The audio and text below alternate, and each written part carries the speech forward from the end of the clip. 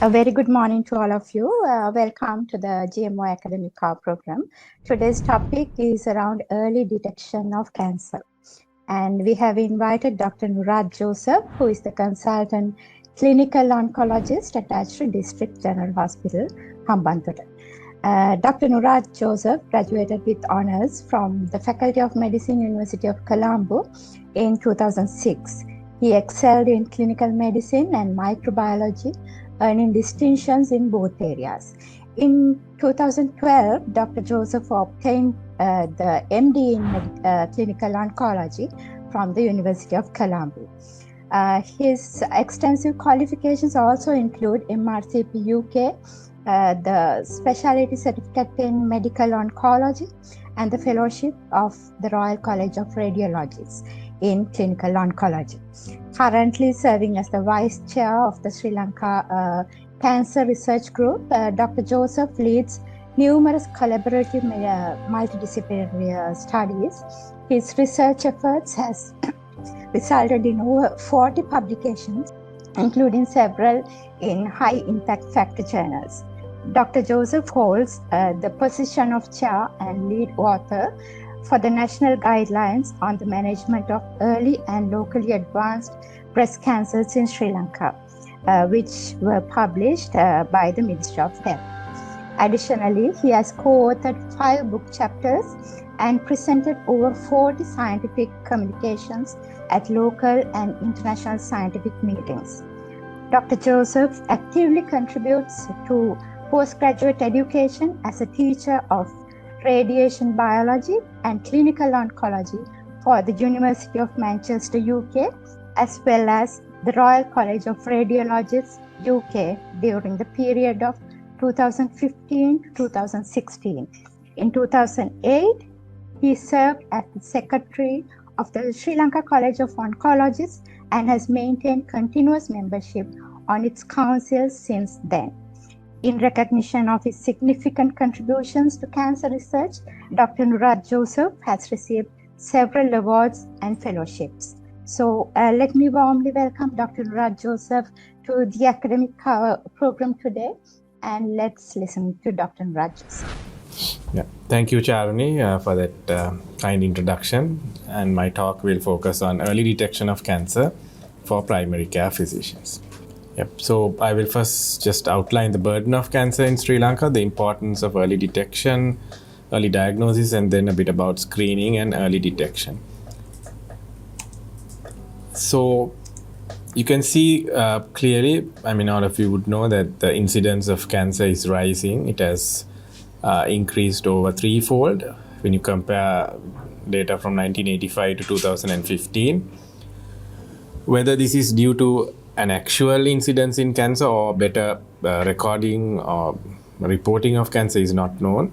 Probably a combination of both, but clearly there is a trend of increasing incidence as documented by the cancer registry data. And even if you account for aging, the age-specific cancer incidence is also rising. So if you look at the age distribution, you can see that from this figure that most cancers are in the age groups after 60 years. So age is a risk factor for cancer. That is something important to bear in mind. So if you look at the common female cancers, it's breast, thyroid, colorectal, cervix, and ovary. So cervical cancer was the second commonest cancer in 2010, but its incidence has remained static. Other cancers have overtaken, and thyroid cancer is now the second commonest female cancer. Whether there is an element of over-diagnosis and treatment of thyroid cancer is also debated, because most of the thyroid cancers are very small, innocuous tumors that are getting detected. When it comes to males, it's head and neck cancers, oral cavity and oropharynx, then lung, colorectal, esophagus, and prostate. Now, when you look at the profile of female cancers and compare it with the male cancers, you can see that the male cancers, head and neck, lung, and esophagus, are due to smoking and alcohol consumption as well as betel chewing. So it's behavior related. It's cancers that men have brought upon themselves. But if you look at female cancers, breast, thyroid, ovary, and even cervix, it's sort of most of the causes. Cervix is due to human papillomavirus, but others, no real cause. Idiopathic multifactorial causes. So God must definitely be a male then, because he has given all the God-given cancers to females, whereas males, we have brought about cancers by our behavior. So God is definitely male, I think, if you look at the cancer distribution in Sri Lanka. So mortality-wise, head and neck cancers and lung are the commonest cause of cancer-related deaths. So, and in females, it's again breast. Thyroid cancer, even though it's the second commonest cancer, does not cause much mortality, because most of the tumors are indolent, small cancers that are getting detected. So why is it important to diagnose cancer early? And so in Sri Lanka, in the United Kingdom, about 80% of cancers are early stage, stage 1 and 2. In Sri Lanka, it's about the proportion of stage 1 cancers is just half of that in detected in the UK. And importantly, about 10% or more than 10% of breast cancers in Sri Lanka are detected when the patient has developed systemic metastasis, that is stage 4 cancers. And at this stage, the cancer is incurable. So if breast cancer, if it spreads to other organs, it is incurable. You can prolong survival, but patients will eventually die of the cancer. In the UK, it's just 5%. So you can see that our cancers are definitely getting detected late. The same with lung cancer. We do hardly detect any early stage tumors, which are at a curative stage. So most of our cancers are in stage 3 and 4, which means that cure is unlikely at that stage. Even in the United Kingdom, you can see that it's detected at a later stage, but it's certainly better than our data. The same applies to esophageal cancer. We don't detect it at an early stage. Most of our tumors are advanced at an incurable stage at detection. Even our commonest cancer, the head and neck cancers, we detect it about 75% of the time at a locally advanced stage. So it is not a problem that is limited to Sri Lanka. Even in the United Kingdom, about 20 to 25% of cancers are detected at the A&E. That is, a patient comes as an emergency, maybe due to backache or spinal cord compression or due to shortness of breath, and on investigation at the A&E, you find that there is a diagnosis of cancer made. And about 25% of these patients who are diagnosed at the A&E die within 1 year. So late diagnosis is a problem, even in the United Kingdom. We don't have data in our setting, but you would agree that it's going to be worse than this. So why should you bother? Do you need to diagnose cancer early? So obviously the outcomes are better. Survival is better when you detect cancer at an early stage. I will show you the data as we go along. So stage 1 breast cancer, for example, has a survival rate of 90%. If you diagnose it at a locally advanced stage, stage 3, it drops to about 50 to 60%. And metastatic breast cancer, that is, if it spreads to lungs, liver, bone and brain, it is incurable. And also, if you diagnose cancer early, your treatment will be less intensive. If you diagnose a breast cancer at an early stage, you can do just a lumpectomy instead of a mastectomy. And it is more cost effective because you don't need additional treatment like chemotherapy or even radiotherapy if the tumor is very small. So it's cost effective, it's cosmetically more beneficial, and the morbidity is less and mortality is also less when you diagnose cancer early. So this is data for, this is Sri Lankan data published by Dr. Balawardana in 2020. You can see that the survival for stage 1 and 2 is very high. It's almost 80%. Stage 3 it drops to about 50%, and metastatic breast cancer is incurable. By 5 years, almost all the patients have died. And this is the outcome. You can see if you do a mastectomy, the cosmetic and morbidity of mastectomy versus breast conservation surgery. So if you diagnose cancer early, you can give a less intensive, less morbid treatment to your patients. So what are the causes for delayed diagnosis? So some diseases like esophageal cancer, ovarian cancer, and even lung cancer, the symptoms present only when the tumor has spread. Sometimes when it has spread to other organs, when it's metastatic. So there is, these are the cancers where you need to detect at an asymptomatic phase and where you need to initiate screening.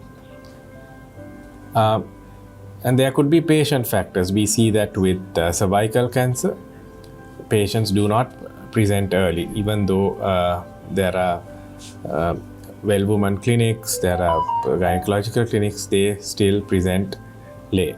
So those are patient factors.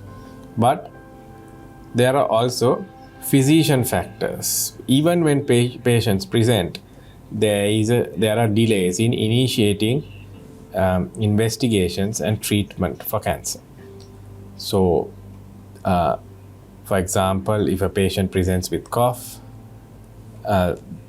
before a suspicion of cancer is made, there is a delay. Physicians would treat with antibiotics or as an infection, and then consider diagnosis of possible cancer only at a later stage. And of course, there are systemic factors like in the health system. There are delays in getting scans, delays in referral for delays in arranging investigations like bronchoscopy, endoscopy. There could be delays in histopathological diagnosis. So those factors also play a part. But what is correctable is physician-related factors is what I'm going to address today. So strategies to improve early diagnosis: you can have screening for tumors that have that present where symptoms are present at a later stage. Health education is important to address patient delays, but to address the physician-related delays, we need to have early detection and referral strategies by primary care health providers. And of course, the diagnostic pathways have to be streamlined so that patients with suspected cancer get earlier dates for investigations. So cancer screening. So what is screening? If you want a definition, it is detection of a disease at an asymptomatic phase. So it is obviously diagnosed at an earlier stage than if the patient had symptoms, and then you have the opportunity of treating at an early stage. So when it comes to cancer, you obviously ideally you would want to diagnose it before the invasive phase of the cancer, sort of the precancerous stage. That is the ideal stage to diagnose cancer, so that you virtually have a complete cure rate. But if that's not possible, you would want to diagnose it before metastasis has happened, so that cure is still possible. And if you detect it early, your treatment is also less morbid and cure rates are higher. It is for sort of a secondary prevention strategy.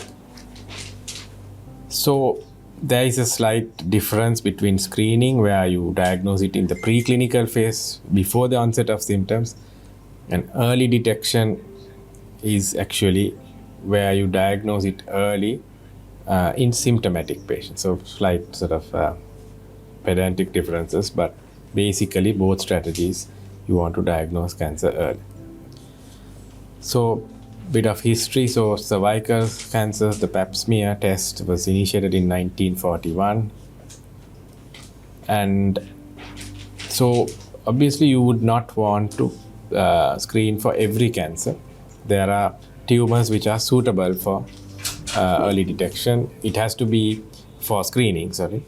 So epidemiologically, the cancer should have a significant burden. There is no point detecting a rare cancer like pancreatic cancer, for example. If you have a screening program where you are screening asymptomatic patients and the tumor isn't does not cause a significant burden, it is not a suitable cancer for screening. And the natural history of the disease, there should be a long asymptomatic phase so that you can detect it. Otherwise, it's not suitable. For example, esophageal cancer, you haven't got an asymptomatic prolonged phase, so it's not a cancer that's suitable for screening. And there should be an easy to administer screening test. It's like cervical cancer, you have a pap smear, which is simple. Breast cancer, you have mammograms. For colorectal cancer, you have fecal occult blood. So there should be an easy to administer screening test, and it has to be cost effective. At the end of the day, it should improve survival in your patients. But there are problems because even though in theory screening should detect cancers at an early stage, it has a lot of adverse effects. For example, you will be detecting lots of non-cancerous benign lesions that are then subjected to various investigations, and these have additional side effects. For example, if your fecal occult blood test is positive, you will have a colonoscopy, and about 80% of patients with a fecal occult blood positive test won't have a cancer, but they would have to undergo a colonoscopy. And whether it actually improves survival has also got to be shown, because when you start screening for cancer, you're actually detecting the indolent early cancers which are slowly growing. So things called lead time bias and length time bias are related to that. And of course, there is an overdiagnosis bias. For example, in Korea, they started screening for thyroid cancer and found that it was shown that most of these cancers were micropapillary small cancers that do not cause any clinical effect. So there is an overdiagnosis bias with screening. So you have to select your tumors carefully. So what are the tumors which are suitable for screening? Breast, cervix, large bowel, and lung are the currently validated tumors where screening has shown to improve survival. Prostate is controversial. I will be discussing it later. So breast cancer, it has clearly been shown that mammographic screening will improve survival. You detect tumors at an early stage, prognosis is better, and treatment is also less morbid. What are the screening tests? So you have mammography, which is available in Sri Lanka. Magnetic resonance mammography, it's available, but not routinely. It's limited to few hospitals. Self breast examination and clinical breast exam. Those are the screening methods. So what is mammography? It's actually low dose X-rays to image the breast, and you look for a mass, calcifications, and architectural distortion, and based on these you would estimate the probability of malignancy. So the problem with mammography is that it's not a suitable test for younger patients where the breast is very dense. It's not very sensitive, but after 50 years it is a very sensitive test.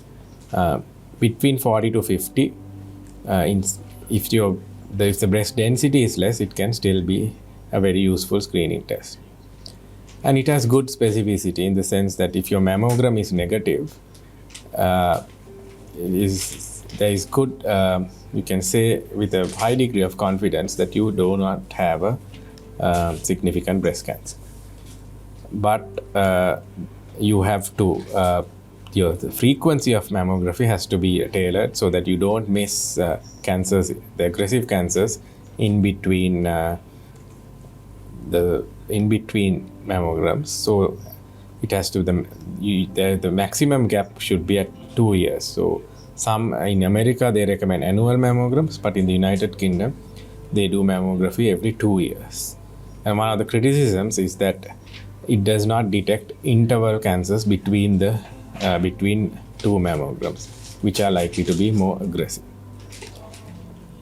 So I think I have explained this. So obviously it's a radiation, it's a radiographic test with radiation. So there are theoretical risks when you apply it to the whole population of second malignancies. But and also it needs an expert interpretation. Sometimes you find it difficult, particularly in asymptomatic patients, who do not have any breast lumps, whether the mammographic finding is significant or not. So it has to be seen by a specialist radiologist. And it needs further investigations. And if you detect it in asymptomatic patients without a breast lump, then performing investigations is also more complicated. You have a lesion which cannot be palpated, so you need mammographic guided biopsies. So this needs further expertise. And sometimes you end up diagnosing non-malignant lesions, which like atypical ductal hyperplasia, where you're not sure whether you should be treating it or not. So these are some of the problems. And also the cost. When you apply it to a whole population, if you say all females between 50 and 70 should have biannual mammograms, then you can imagine the cost and whether it's actually cost effective. But several trials have shown that it is indeed cost effective because it improves survival. Magnetic resonance mammography is not suitable for all patients, but for high-risk patients, particularly those with a strong family history, younger patients, you can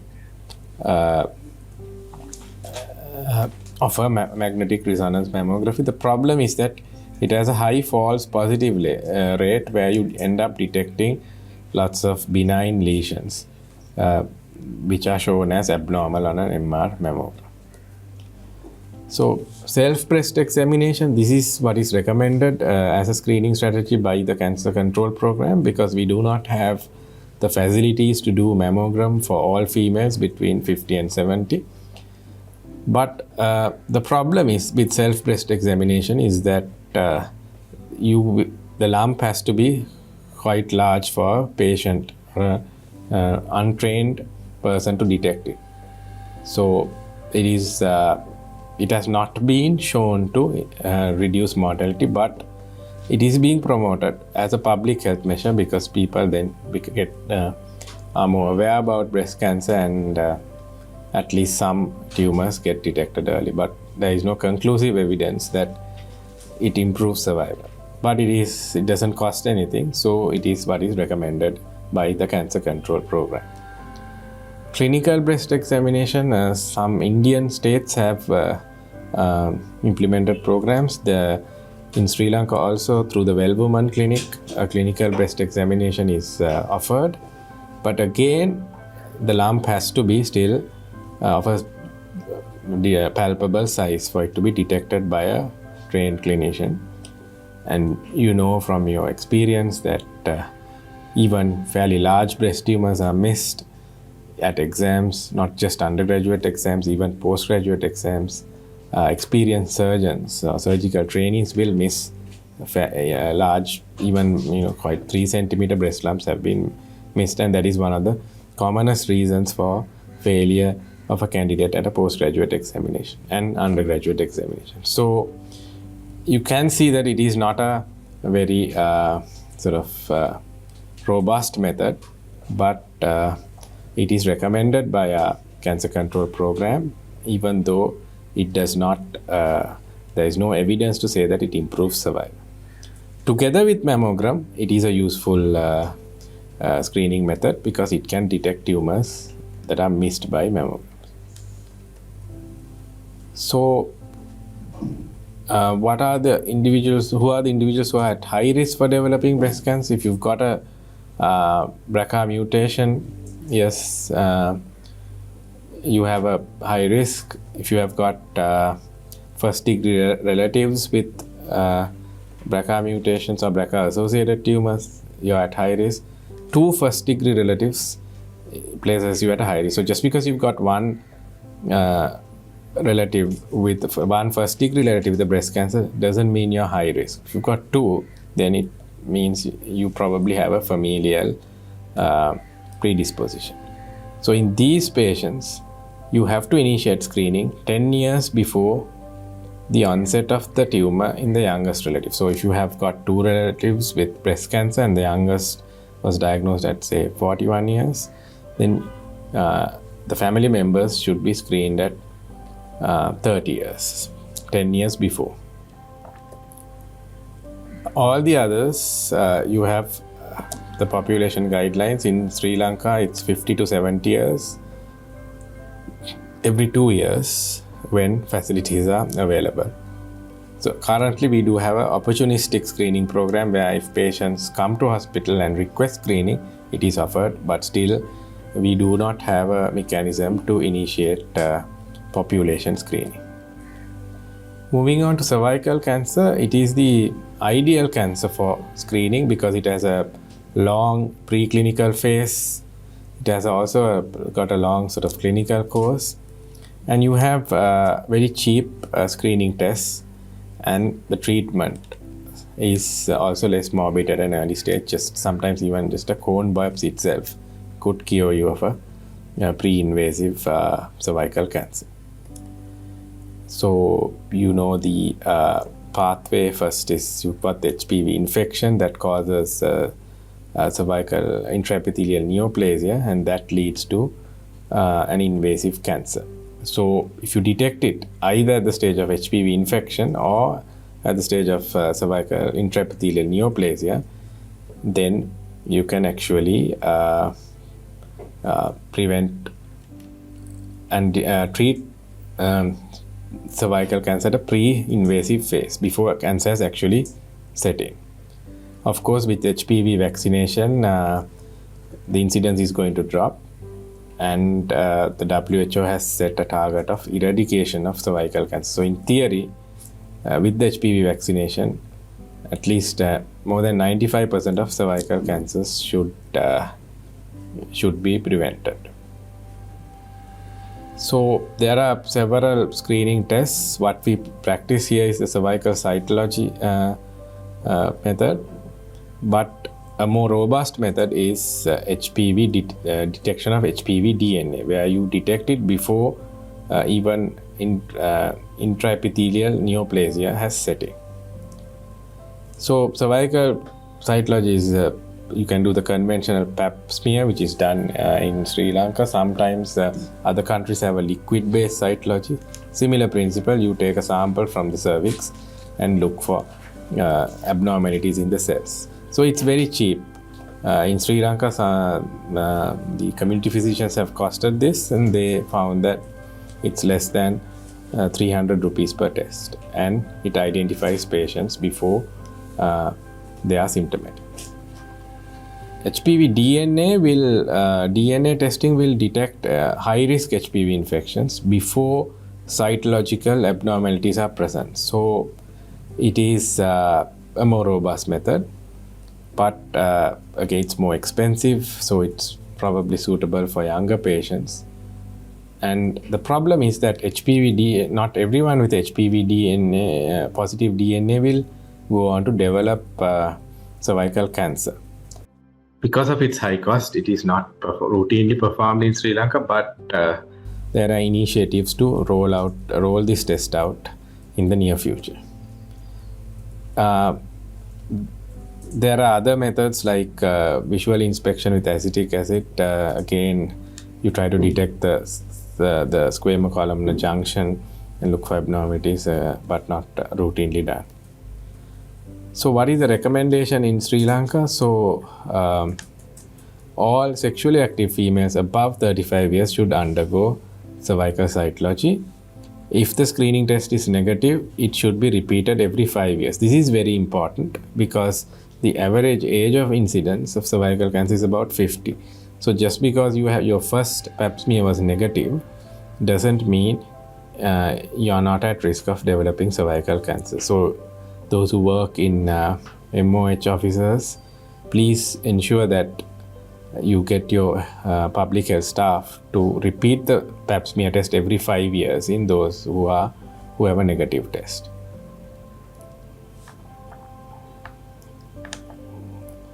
So if your test is normal, it's rescreening in 5 years. If you've got low-grade intraepithelial lesions, then you repeat the test in 6 months. It's still if it's positive, then you need to undergo colposcopy. If it's high-grade intraepithelial lesions, you need a colposcopy. If there's any atypical or invasive cancer, then again you need referral to a specialist.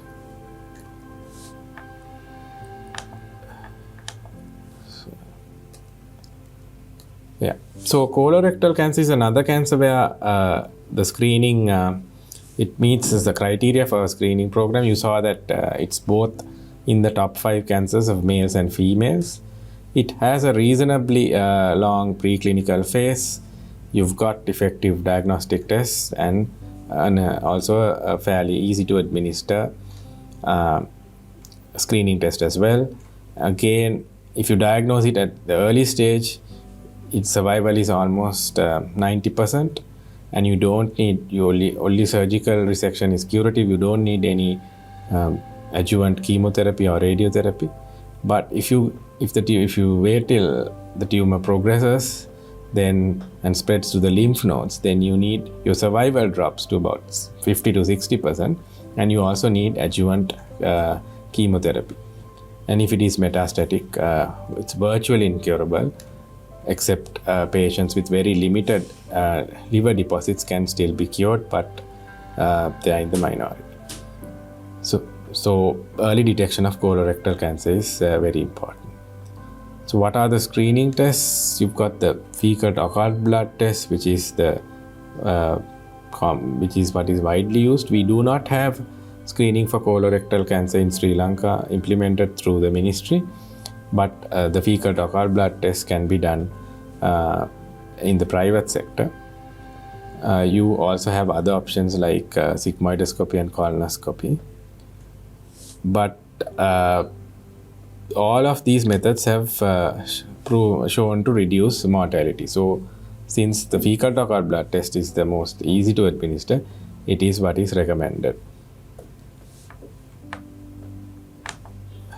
So it's very cheap, you just and non-invasive.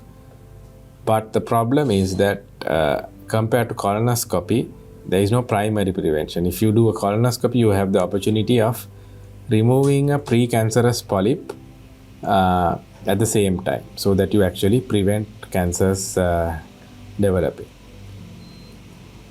So the modern tests, of course, are very specific, but the older tests used to have false positive results with diet and so on. But what is available now is very specific to blood. So false positive results are rare.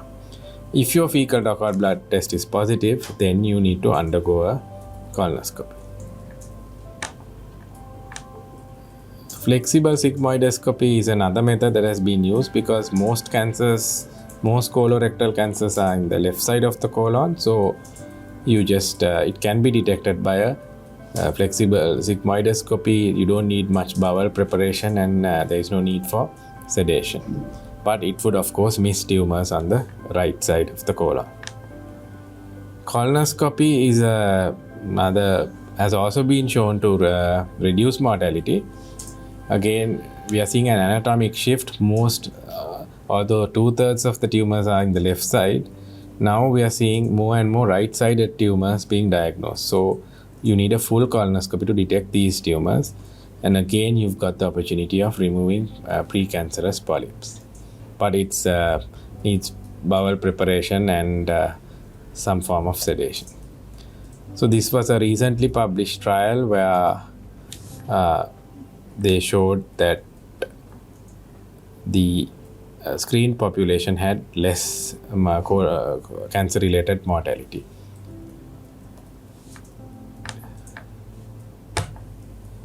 CT colonoscopy is another alternative, but it's not widely available, and you don't have the opportunity of doing removing polyps, so it is not routinely practiced. So how do you stratify patients with at risk of colorectal cancer? So if you have a family history of colorectal cancer, or if you have adenomatous polyps, that is neoplastic polyps, or if you have inflammatory bowel disease, then you are at high risk. If all these three are negative, your risk is average. And for average risk population, you need to do between 45 to 75 years, you need to do a annual fecal occult blood test. That's what the Americans recommend, but it's obviously very difficult to implement. For 30 years, patients have to undergo an annual stools test. So in the United Kingdom, they have brought it down to 60 and 75 years and a fecal occult blood test every 2 years.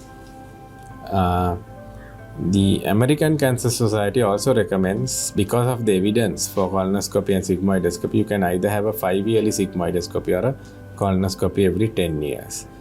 But you know that the American health system is mainly based on private sector. It's a private health system that you've got, so their guidelines are of course tailored to that health system. The UK has a public public funded health system, and so they do not recommend endoscopy. What is recommended is the more cost effective fecal occult blood test every 2 years.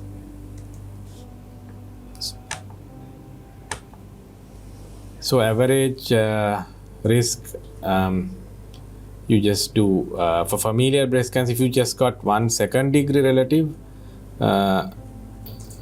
if you do not have any first degree relatives with colorectal cancer, you are still at average risk. So you do undergo population screening. If you have a first degree relative diagnosed before 60 years, after 60 years, or more than 1 second degree relative, then you need to start screening early at 40 years. If your first degree relative was diagnosed younger than 60 years, or you've got more than 1 first degree relatives, then you're at high risk, and you may be having neoplastic polyps which need to be resected. So in these patients, you need to undergo a colonoscopy every 5 years, beginning at 40 years rather than or 10 years younger than the youngest relative, rather than a fecal occult blood test, because you're at high risk and you may be having pre-malignant lesions that need to be resected. So if you've got, of course, the any of the familial syndromes, so you know familial adenomatous polyposis, you have got to do screening at when you're very young, 10 to 12 years. HNPCC presents at a later stage, so maybe you have to commence screening at 20 years. So, but if you've got the genetic syndromes, you need to be managed at a specialized genetic gastroenterology unit.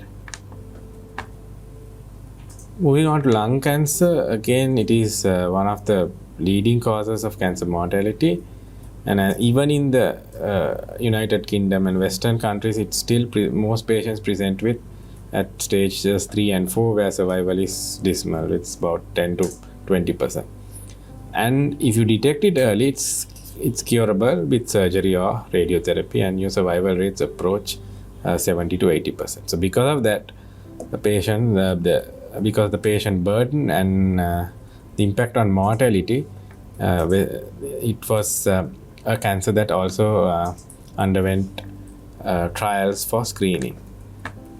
But the problem is the screening modality is a low dose CT chest, and a trial done in the US showed a 20% reduction in mortality. obviously it's not implementable in our setting. We find it difficult to do CT scans even for patients who are actually diagnosed with cancer. So as a screening method, there is no, it's certainly not feasible in our setting. So it is not recommended for the population. It's only recommended in smokers with a 20-year back history. So if if you have patients who approach you and who ask about lung cancer screening, this is something you can mention.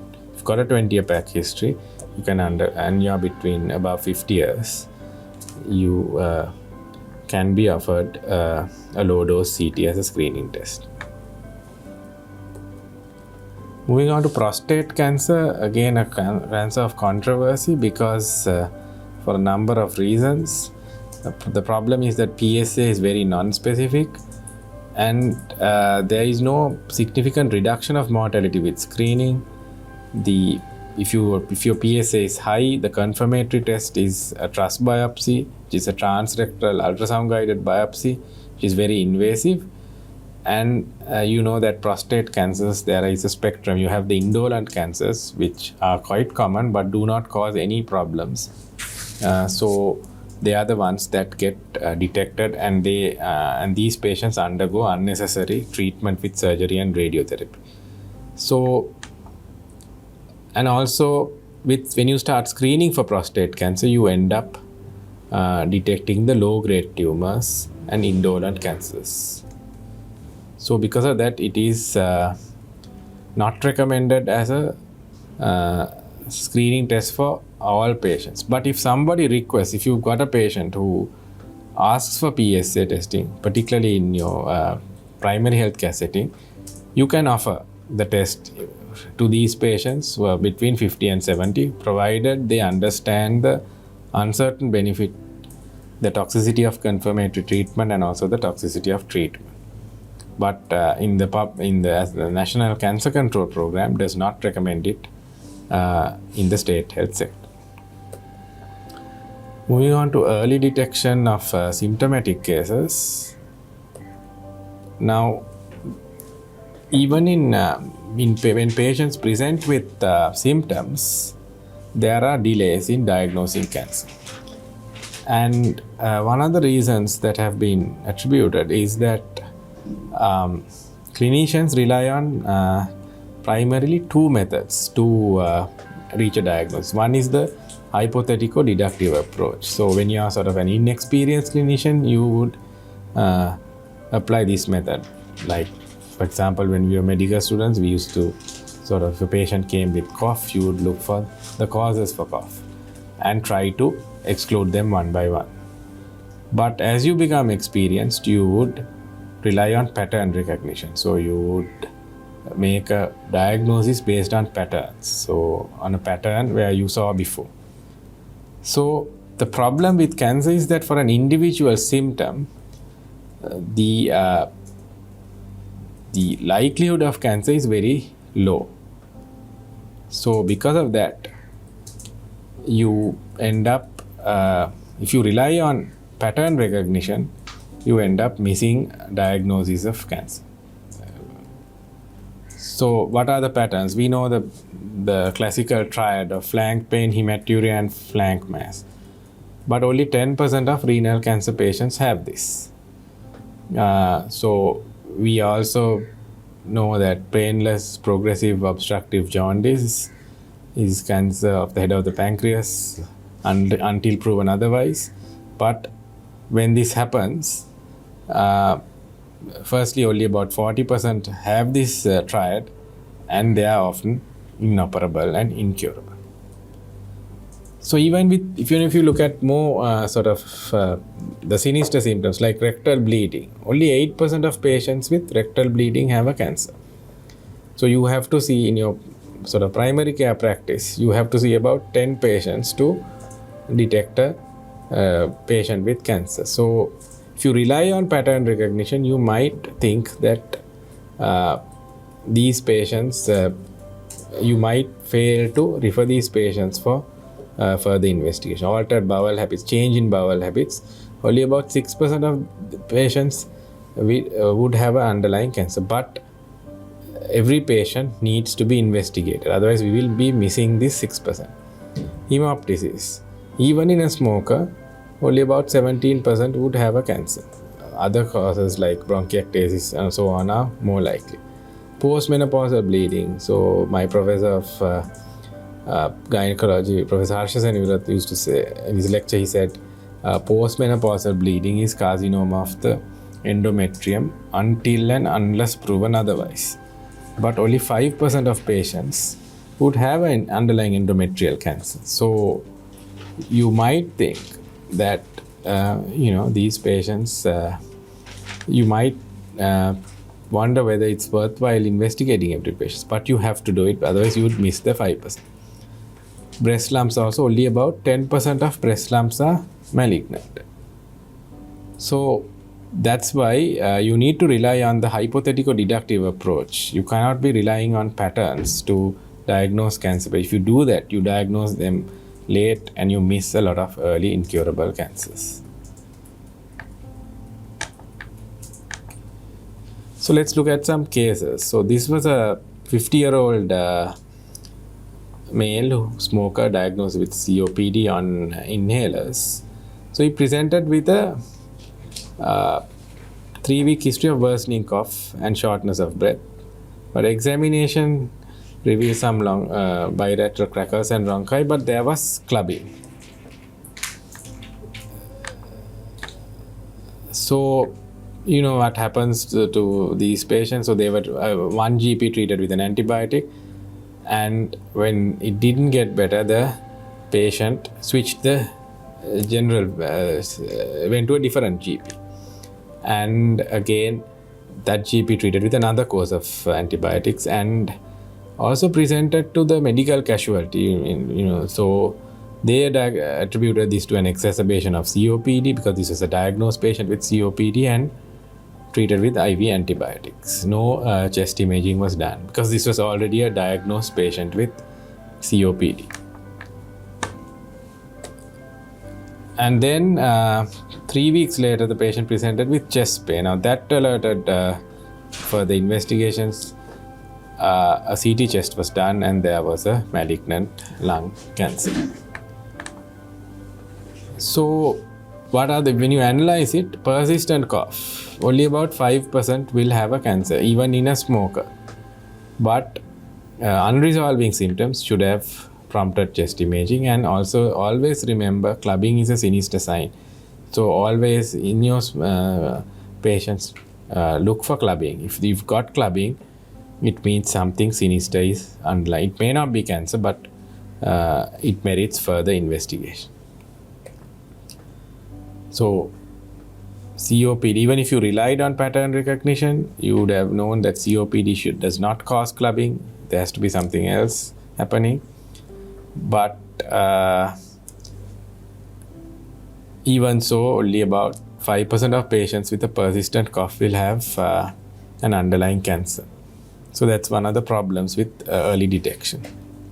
So there are, in the UK, you have the National Institute of Clinical Excellence, and they have very clear guidelines. So a new onset cough, chest pain, clubbing, loss of weight, loss of appetite, hemoptysis, fatigue, merits investigation for cancer. So remember, even if the patient has COPD, if it's a new onset cough, which is unresolving, it merits, you need to do some form of chest imaging to exclude an underlying cancer. So the second patient presented with flank pain on the right side. There was no altered bowel habits or bleeding PR. Appetite was normal, no hematuria. Sorry. So the patient presented to the surgical casualty. It was so they did X-ray, KUB and ultrasound KUB, both of which were normal. Full blood count revealed a mild anemia, hypochromic microcytic anemia. Patient was discharged and asked to come to clinic in 2 weeks. The pain relieved, but the frequency of episodes reduced, but it was still persistent. 3 weeks later, the patient came to clinic and now complained of epigastric pain, which was attributed to the NSAIDs. So PPIs were commenced and another scan was requested. In the meanwhile, the patient admitted to the medical casualty with tiredness, fatigue, and severe right-sided flank pain. Anemia was now more prominent, and because of that, iron studies was done and it confirmed an iron deficiency anemia, and endoscopy revealed a cecal mass. So obviously, if you look for probabilities, if you think that common diseases are common, then obviously urolithiasis is more common than cancer. That's why the surgical unit did an ultrasound scan, KUB, and X-ray KUB. But 5% of patients with persistent abdominal pain will have a underlying bowel cancer. And if you've got anemia, particularly a hypochromic microcytic anemia, that is a sinister symptom and should have prompted an investigation.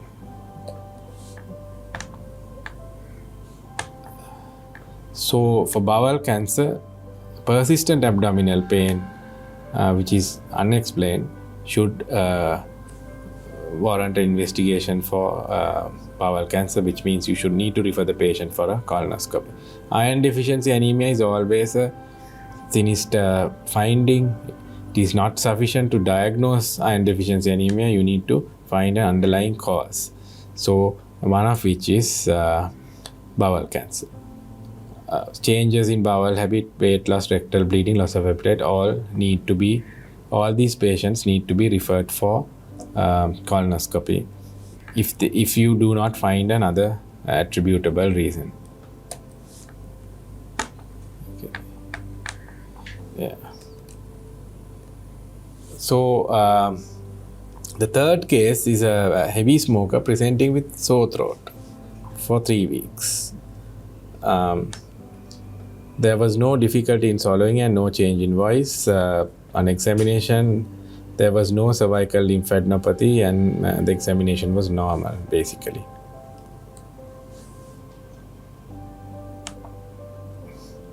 The GP presented antibiotics, and there was no improvement in symptoms. The GP again changes the antibiotics because the patient was complaining, and some analgesics were added.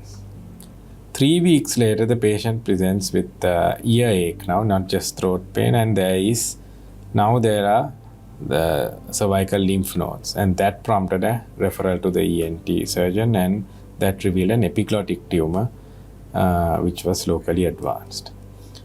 So remember, persistent sore throat, which is sore throat that lasts more than 2 weeks, is a sinister symptom in an ex-smoker. So the patient, of course, did not have hoarseness of voice, so there was no, because patients with hoarseness of voice get referred early, that is recognized as a sinister symptom, but not persistent sore throat. So if you wait for lymph nodes to appear or ear ache to appear, that means the tumor has progressed. So if you want to diagnose oropharyngeal cancers and hypopharyngeal cancers early, you need to refer patients with throat pain. So these are the,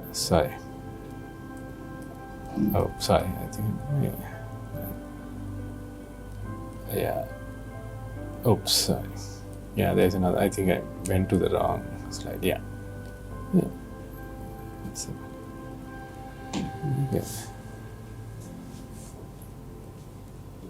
Okay, so the next case is a 56-year-old lady with backache and with some urinary symptoms. Again visits the GP, a urine full report is done, it is normal, the patient is reassured. Again comes with backache, so x-rays are ordered, all of which are normal. Blood investigations, routine bloods are done, again normal. So the patient's symptoms, however, progress, and the patient now complains of altered bowel habits and therefore is referred for a colonoscopy and an ultrasound scan. The colonoscopy is normal, but because symptoms persist, now a CA125 is done, and that is high, and ultrasound scan reveals a tubo-ovarian mass with ascites, and she is referred for surgery to a gynecology unit. Now, so if you analyze this case, ovarian cancers again have very vague symptoms. It can be urinary symptoms, it can be a dyspepsia, altered bowel habits. There is no real specific symptom for ovarian cancer. But if you diagnose this late, survival is less than 20%. So if you want to diagnose cervical cancer early, you need to have a high index of suspicion. And when the urine full report was normal, a scan or a CA125 should have been performed. So what are the symptoms again of ovarian cancer which merits investigation? Any patient above 50 years who feel bloated, loss of appetite, urinary frequency, very important. If you've excluded a urine infection, then this needs to be investigated further. And also altered bowel habits, because the any pelvic or abdominal symptom can be caused by ovarian cancer. So let's go by referral criteria by tumor site. So breast, it's very clear. If you've got a lump or skin changes, nipple changes, you need to refer these patients to a surgical unit. Now, any patient with a breast lump needs to be referred to a surgical unit, but if the patient is above 30 years, it merits a sort of an urgent referral.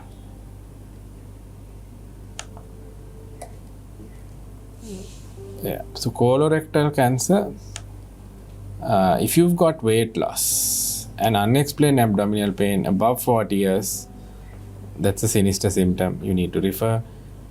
Rectal bleeding above 50 years, you need to make an early referral. Even if it's less than 50 years, you need to find a cause, but probably does not need an early referral. Other causes like hemorrhoids are probably more common, but as the age increases, your risk of cancer increases. So above 60 years, abdominal pain, change in bowel habits, weight loss, iron deficiency anemia, all of this merits an urgent or early referral for a colonoscopy. If you've got you need to perform a digital rectal examination, or if you find any rectal or abdominal mass, again you need to refer these patients urgently.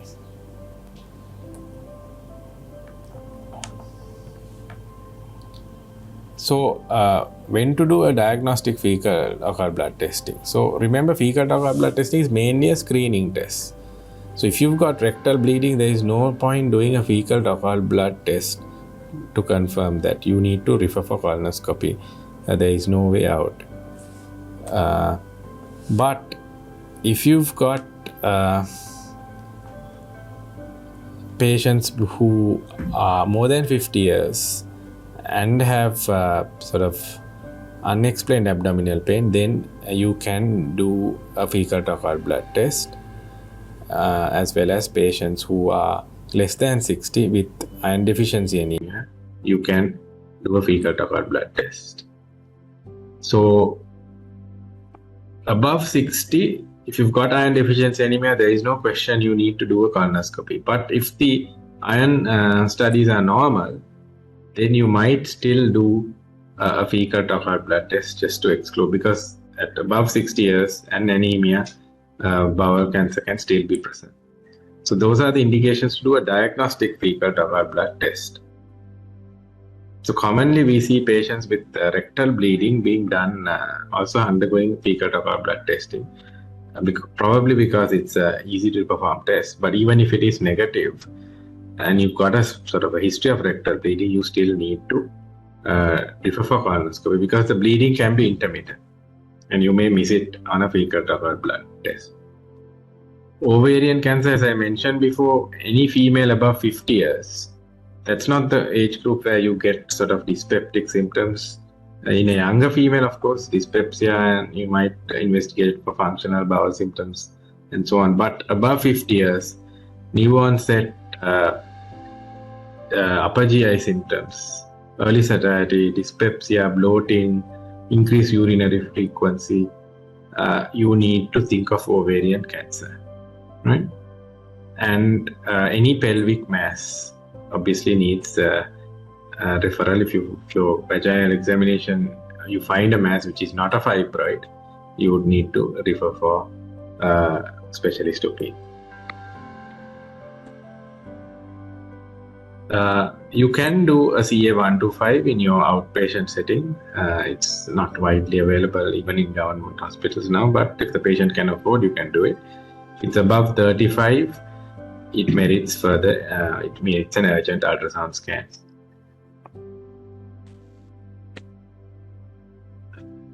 So endometrial cancer, as I said, any postmenopausal patient with vaginal bleeding needs investigation for endometrial cancer. Unexplained vaginal discharge also needs, particularly if it's postmenopausal.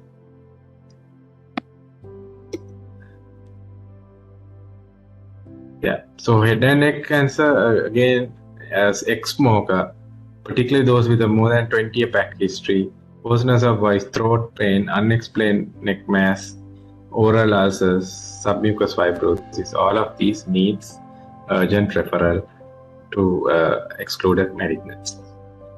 Lung cancer, again, more than 40 years in a smoker, new onset cough, hemoptysis, persistent unresolving chest infections, all of these need, and clubbing merits, you need to do a specialist referral and at least do a chest x-ray to see if there's a lung mass.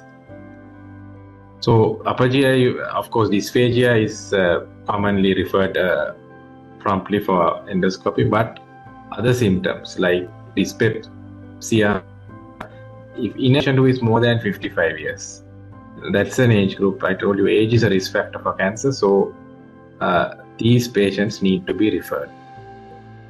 Hematemesis, again, if it's less than 55 years, you don't need a sort of urgent referral, but you still need to refer for endoscopy. There could be other causes. If even above 55 years with sort of abdominal pain, you would need to do a routine referral. If it's more than 55 years and you've got loss of appetite and so on, you need an urgent referral.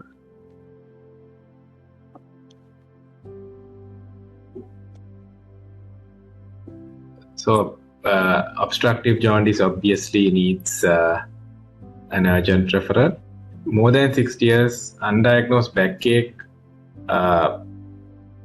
altered bowel habits, again, nausea and vomiting, you need to consider hepatobiliary cancer also. So prostate cancer, when should you be doing a PSA? Screening, I mentioned, if the patient requests a PSA test, you can. He's asymptomatic, you can offer, but above 55 years and you've got lower urinary tract symptoms, then you should be doing a PSA after the urine infection resolves. Otherwise, you'll have a falsely elevated PSA value. And you should always do a digital rectal examination. If you find a sort of a malignant, suspicious hard nodular prostate, then you need to refer urgently. So hematuria merits referral for cystoscopy. particularly pachymetruria. But if you got sort of microscopic hematuria, if it's more than 60 years, you need to do an urgent referral. In patients who have recurrent UTIs, if you do not find another cause, again, that's a referral for a cystoscopy.